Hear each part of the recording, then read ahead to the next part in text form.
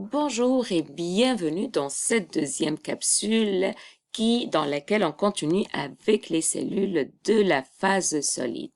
On va commencer par les globules blancs. Les globules blancs qu'on appelle aussi scientifiquement leucocytes.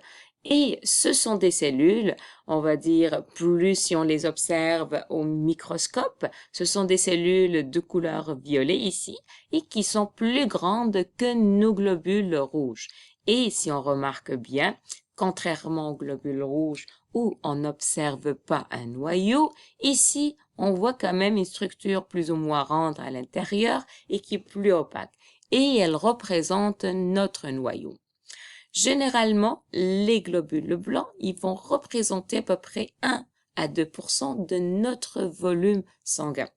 Toutefois, ce nombre peut augmenter ou ce pourcentage peut augmenter lorsque notre organisme il est en train de se défendre. D'accord? Donc, durant une infection contre un virus ou une bactérie, ce nombre peut atteindre des proportions plus importantes. Et on distingue plusieurs familles dans les globules blancs. La première famille, on va les appeler les granulocytes. Les granulocytes, ce sont des globules blancs. Qu'est-ce qu'ils ont de particulier? Si on regarde notre granulocyte ici, on voit qu'à l'intérieur, on voit notre structure plus foncée qui représente notre noyau, mais le noyau, il a quand même une forme bien particulière.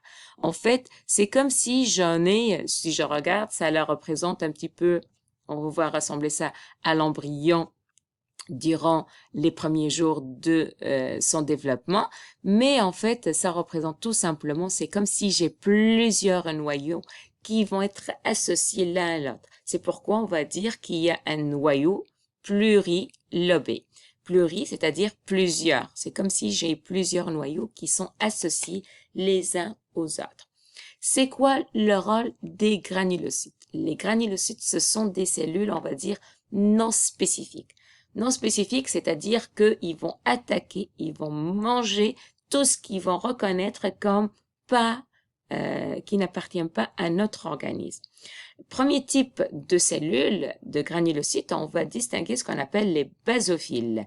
Les basophiles, quant à eux, ils vont préparer, ils vont attirer, d'accord, les substances étrangères, ils vont essayer de les contourner et par la suite, ils vont appeler d'autres types de granulocytes qui vont être les éosinophiles. Les éosinophiles vont les fragiliser et les neutrophiles, les derniers types de famille de granulocytes, ils vont les attaquer, ils vont les manger. Juste à titre de précision, vous n'êtes pas obligé de retenir le nom, les différents noms des granulocytes. Mais par contre, vous devez savoir que les granulocytes, ce sont des globules blancs qui vont répandre de manière non spécifique. Donc, ils vont attaquer, ils vont phagocyter, donc le terme scientifique de manger, toute substance reconnue comme étrangère. Deuxième famille de globules blancs, on va distinguer ce qu'on appelle les lymphocytes.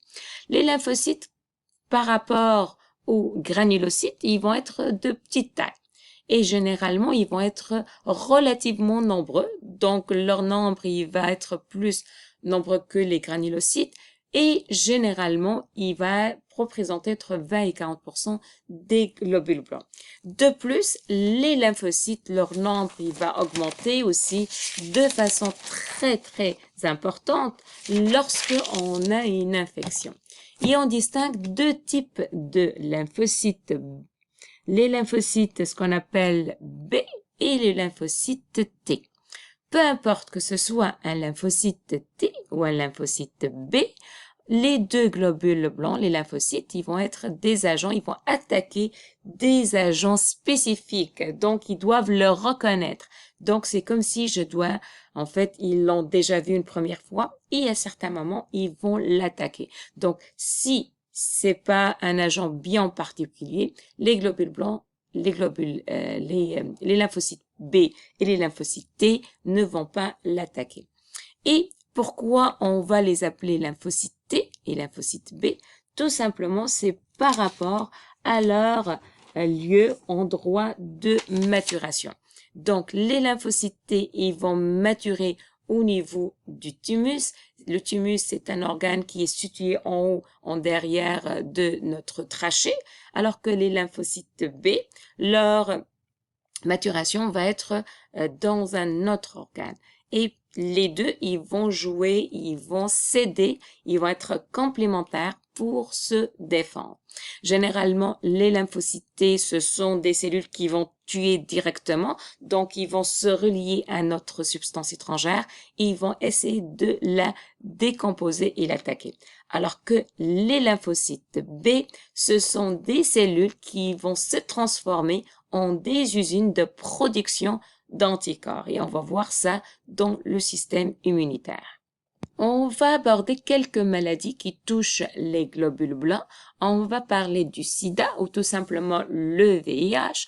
Donc, c'est une maladie, on va dire, qui va s'attaquer. C'est un virus qui s'attaque aux globules blancs. Il va les détruire.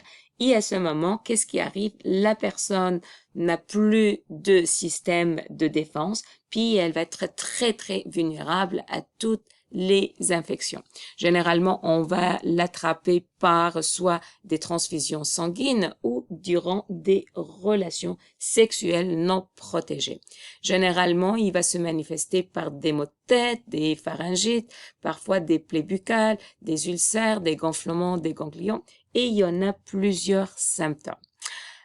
Deuxième maladie, on va parler de leucémie lymphoïde chronique. Encore là, c'est une maladie qui affecte nos globules blancs et on l'appelle tout simplement le cancer du sang. Et comment elle va se manifester? Tout simplement, c'est en fait, normalement, lorsqu'on a une infection, nos globules blancs vont augmenter pour une période bien déterminée.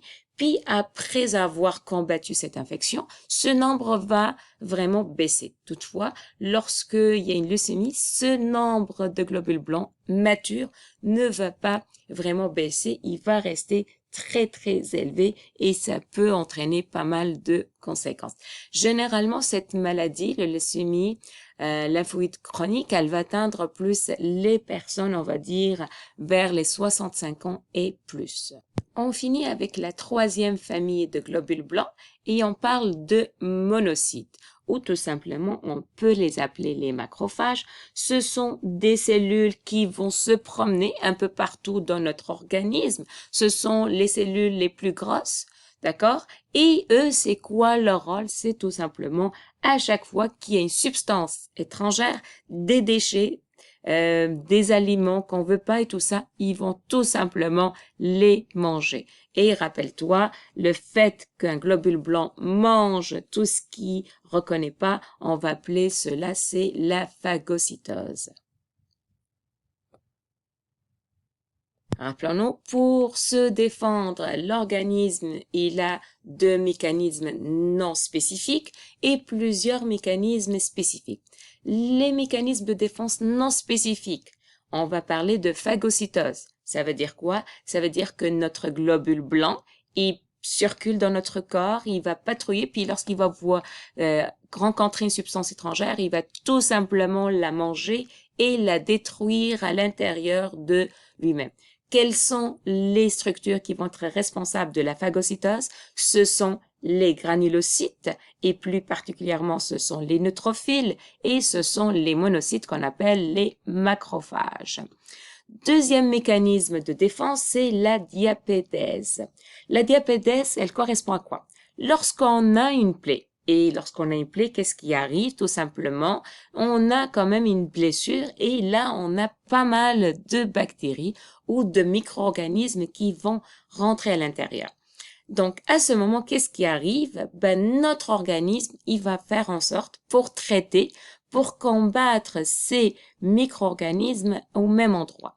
Et à ce moment, les vaisseaux sanguins, on va appeler, ils vont gonfler, ils vont se dilater, on va voir une ouverture entre les cellules et nos globules blancs vont traverser la paroi des vaisseaux sanguins pour rejoindre l'endroit de la plaie pour se défendre.